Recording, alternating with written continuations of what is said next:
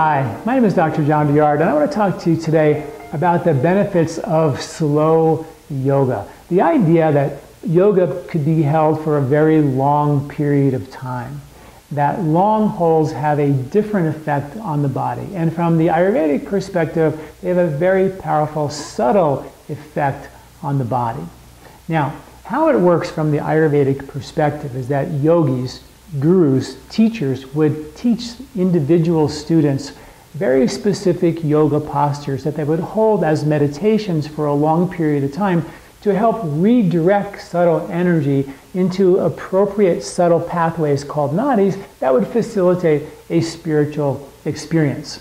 And yoga and breathing and meditation were the tools to help support a spiritual journey along a a pathway without obstacles, a life without emotional stress and strain. So you have a more direct pathway to being fulfilled in your life. That's what yoga was traditionally about. It was very specific postures to move very specific subtle energy in a very specific way for a very specific effect for that individual. Now, so when you do yoga very fast, not very fast, for 30-second holds or in vinyasa, not that that's bad. It has incredible value for many things. But there is also value for doing slow yoga, restorative yoga, taking time in each posture, meditative yoga.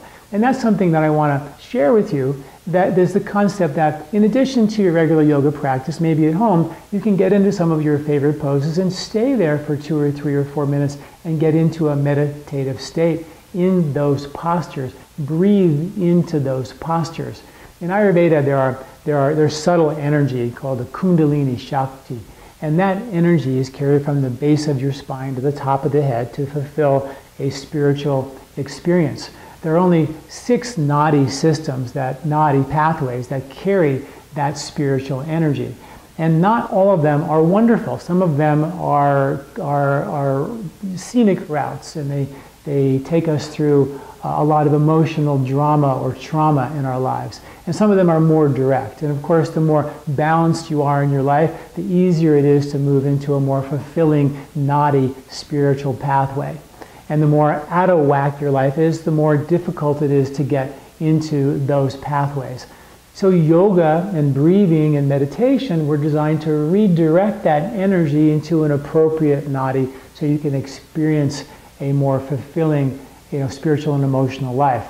And that's what it was originally designed for. So take some time in your yoga practice. In addition, from a physiological point of view, muscles are attached to joints or to bones. And when you do a quick, short, 30-second, 1-minute hold of a yoga posture, you generally pull on the attachment. But when you stay in the posture in a gentle fashion for a longer period of time, the belly of the muscle where all the blood is begins to relax. And when the belly relaxes, the muscle over a period of time feels safe enough to open and sort of put links in the chain of the muscle and create a more permanent elasticity. So even from the perspective of gaining more flexibility and elasticity, getting into a posture and staying there for a period of time, 2 or 3 minutes, allows the muscle to relax. It allows the subtle energy to move through the body. A long hold allows the prana, the energy, life force, to pound away at the density of the physical body. So the longer the hold, the more prana can move into the density of the musculoskeletal system, and therefore activate the very subtle energies, the very subtle nadis in the body. And those nadis concentrate in the chakra system, and the chakra system changes the mind, creates more awareness and wakefulness in the mind. And that's what the breathing does. The breathing helps force and drive the prana into the subtle aspects of the body. And the meditation then takes all that prana, that life force, and allows us to become more self-aware with that silence, which was created by the yoga moving light energy into the density of the physical body, and then having that energy be driven by the breath, by the breathing, the pranayama practice, and then having the heightened experience of self-awareness through the meditation practice. But it all starts with spending time in a yoga position, a yoga posture, long enough to allow the prana to pound away at the density of the body. And sometimes when you do yoga, you sometimes can feel the vibration in your body afterwards, and that is exactly the prana sort of pounding away at the physical body, and the movement of your pranic energy. Your subtle energy system is enlivened. So take some time, in addition to your regular yoga, take some time to do some long holds, followed by breathing, followed by meditation. Thanks for listening.